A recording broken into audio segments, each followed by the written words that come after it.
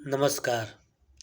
मैं doctor Sunil Kumar Pandey, assistant professor, BEd department, Maharana Pratap राजकीय स्नातकोत्तर महाविद्यालय हरदोई,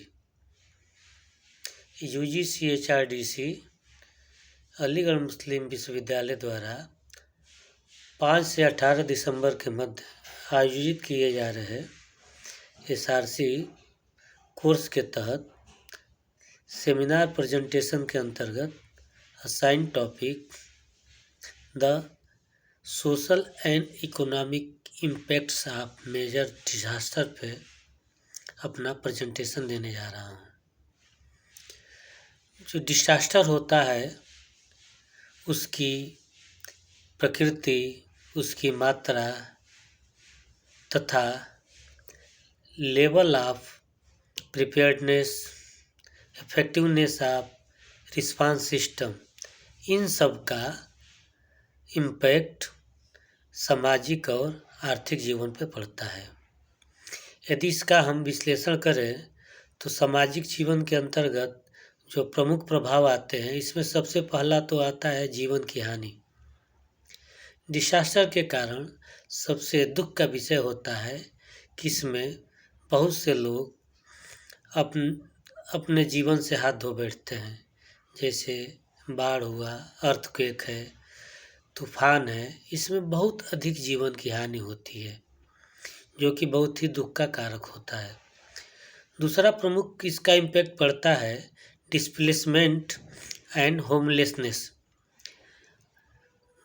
बाढ़, भूकंप, सूखा, तूफान आदि ऐसे डिजास्टर्स हैं जिनके कारण बहुत लोगों को अपने घरों को छोड़ना पड़ता है।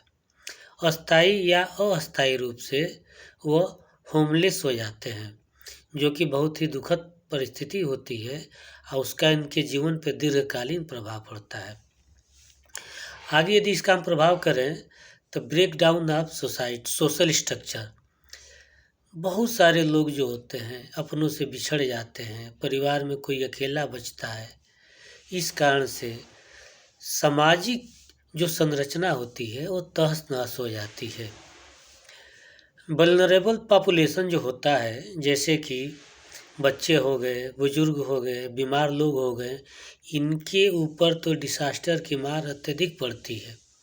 उनकी स्थिति अत्यंत कष्टकारी और शोचनीय हो जाती है। इसके अलावा डिजास्टर पे साइकोलॉजिकल और इमोशनल डिस्ट्रेस का भी इम्पैक्ट होता है। पोस्ट ट्रॉमेटिक स्ट्रेस डिसऑर्डर, ये बीमारी लोगों के अंतर्गत पैदा हो जाती है, जिससे एंजाइटी, डिप्रेशन, अंततोगत्वा मेंटल हेल्थ पे दुष्प्रभाव पड़ता है। जहाँ तक इकोनॉमिक इम्पैक्ट की बात है तो सबसे बड़ी बात होती है कि डैमेज ऑफ इंफ्रास्ट्रक्चर। डिजास्टर के कारण जैसे कि तूफान आ गया, अर्थक्वेक आ गया, तो जो इंफ्रास्ट्रक्चर होता है, बिल्डिंग्स हो गई, रोड्स हो गए, ब्रिजेज हो गए, इनका बहुत अधिक नुकसान होता है, जिस कारण से रिकवरी करने में, उनको बनाने में लॉन्ग टर्म प्लानिंग करनी पड़ती है, बहुत अधिक धन खर्च होता है। इसके अलावा प्रोडक्टिविटी की लॉस होती है। जिन क्षेत्रों में डिजास्टर आता है वहाँ पे बिजनेस है, फैक्ट्रीज हैं, ये सब बंद हो जाते हैं, तो अंततोगत्वा इनकम का लॉस होता है, प्रोडक्टिविटी का लॉस होता है।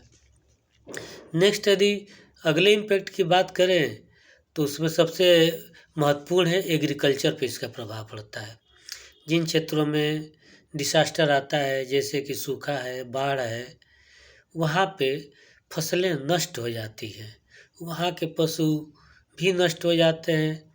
इस कारण से एग्रीकल्चर प्रोडक्टिविटी की क्राइसिस हो जाती है और फूड सिक्योरिटी की समस्या उत्पन्न हो जाती है। इसके अलावा कहा जाए तो इंश्योरेंस संबंधी समस्या, प्रीमियम बढ़ जाते हैं, क्योंकि जहाँ पे डिजास्टर आता है इंश्योरेंस क्लेम अचानक बढ़ जाता है। इस कारण से प्रीमियम का रेट बढ़ जाता है। यदि सरकार के ऊपर बात किया जाए तो एक्स्ट्रा एक्सपेंडिंग बढ़ती है। पब्लिक जो एक्सपेंडिचर है वो इतना अधिक बढ़ जाता है कि गवर्नमेंट के सामने बजटरी चैलेंजेज आ जाते हैं और पब्लिक डेट बढ़ने की संभावना हो जाती है। डिसास्टर के फलस्वरूप लॉन्ग टर्म इकोनॉमिक डिक्लाइन की समस्या आती है। अक्सर देखा जाता है कि जिन क्षेत्रों में डिसास्टर आता है वहाँ पे रिकवरी सिस्टम बहुत अच्छा नहीं होता है, लंबे समय तक कार्य चलते रहते हैं।